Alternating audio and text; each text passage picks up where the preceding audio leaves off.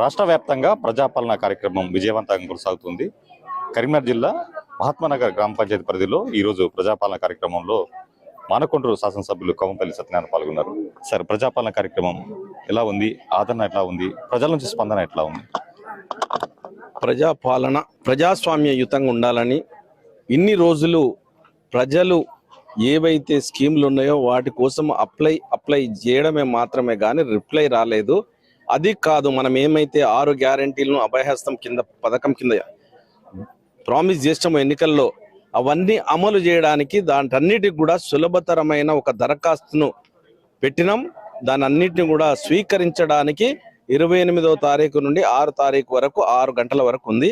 కాబట్టి ప్రజలందరూ ఉపయోగించుకుంటున్నారు, చాలా సంతోషంగా ఉన్నారు. వాళ్ళ దగ్గర నుండి స్పందన చూస్తే ప్రతి ఒక్కరు కూడా దీంట్లో పార్టిసిపేట్ చేస్తూ ఉన్నారు. రేషన్ కార్డు లేనోళ్ళు, ఆరోగ్యశ్రీ కార్డు లేనోళ్ళు, ఇల్లు లేనోళ్ళు, కాబట్టి వీళ్ళందరూ కూడా చాలా సంతోషంగా ఉన్నారు. ప్రజాపాలన ప్రజాకంటక పాలన నడిచింది, నియంతృత్వ పాలన నడిచింది.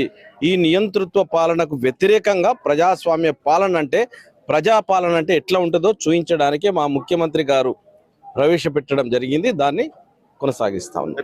గత 10 ఏళ్ల నుంచి రేషన్ కార్డు రాని వాళ్ళు ఉన్నారు. అయితే ఈ రేషన్ కార్డు వీళ్ళలో చాలా గందరగోళం ఉంది, అనుమానాలు ఉన్నాయి. దీన్ని ఎట్లా నివృత్తి చేస్తున్నారు అధికారులు?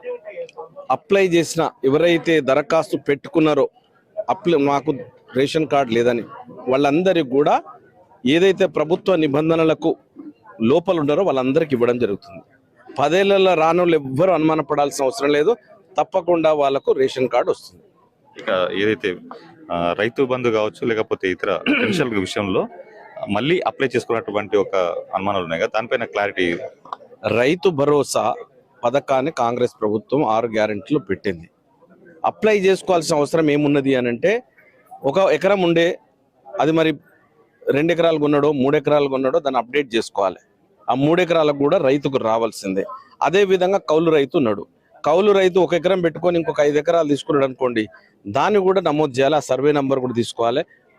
పెట్టుకుంటేనే కదా కౌలు రైతుకు కూడా వచ్చేది.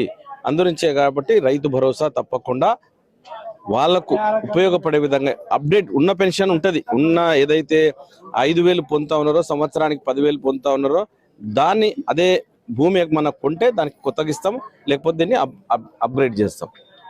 సో ఇది మొత్తానికైతే ప్రజాపాలన కార్యక్రమానికి విశేష స్పందనలు వస్తుంది అని చెప్పేసి కూడా కవంపల్లి సత్యనారాయణ చెప్తున్నారు. కెమెరామెన్ కిషోర్తో రామకృష్ణ, ఐడి న్యూస్, కరీంనగర్ నుంచి.